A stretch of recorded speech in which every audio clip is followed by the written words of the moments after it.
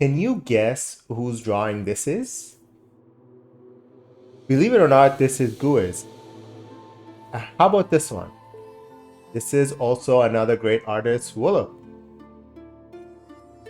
And then this is also a video of Ross Draws where he shows some of his old drawings. So today I want to talk about something that we all struggle with, and that feeling that our art really sucks and that we're worried and afraid of creating bad art. So as you can see, these amazing artists that make these great art pieces today didn't always create these amazing paintings and started with simpler art, and they developed their skills to get to where they are today. So the truth is that not everything we create will be a masterpiece. In fact, some of our pieces will just be objectively bad, and that's okay.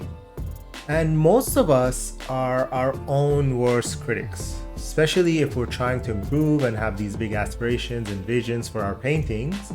A lot of times it doesn't end up the way we want them to be, but we got to remember that most artists are not creating perfect art all the time. Drawing and painting is a creative process, and it doesn't need to be perfect all the time. So just remember that having paintings or drawings that are not perfect is completely part of the process, and that's okay. So for example, let's take a look at a piece that I did a couple years ago. You can clearly see that I had no idea how to draw portraits, but it was just the first step. I had to take it. I had to start somewhere. Then as I started practicing and creating more and more portrait drawings, and you can see here, but with enough practice, I was able to improve and create better ones, as you can see here. So when I created the first couple portrait paintings, it may have seemed like I failed. It may seem that this was a bad idea and that I can't do it and I should stop right away. But the truth is that it was not a failure, because it was just an opportunity to learn and improve. It was part of the process, and I had to make these bad paintings and drawings so that I can learn from it. So embrace these bad art pieces, or if you want to call them failures, because only with these bad attempts is that where we will learn and improve. When you create something that you're not happy with, it's okay, don't get discouraged, but take a step back and reflect on the piece. Ask for feedback if you feel comfortable asking someone for help, and try and figure out what went wrong and how to improve it. For example, maybe you need to practice certain technique more, or maybe you need to approach the subject that you're trying to learn a little bit differently. Use that information that you receive or learn and create something that is better next time. And YouTube is just a great resource to learn anything, really, as long as you know what you're looking for.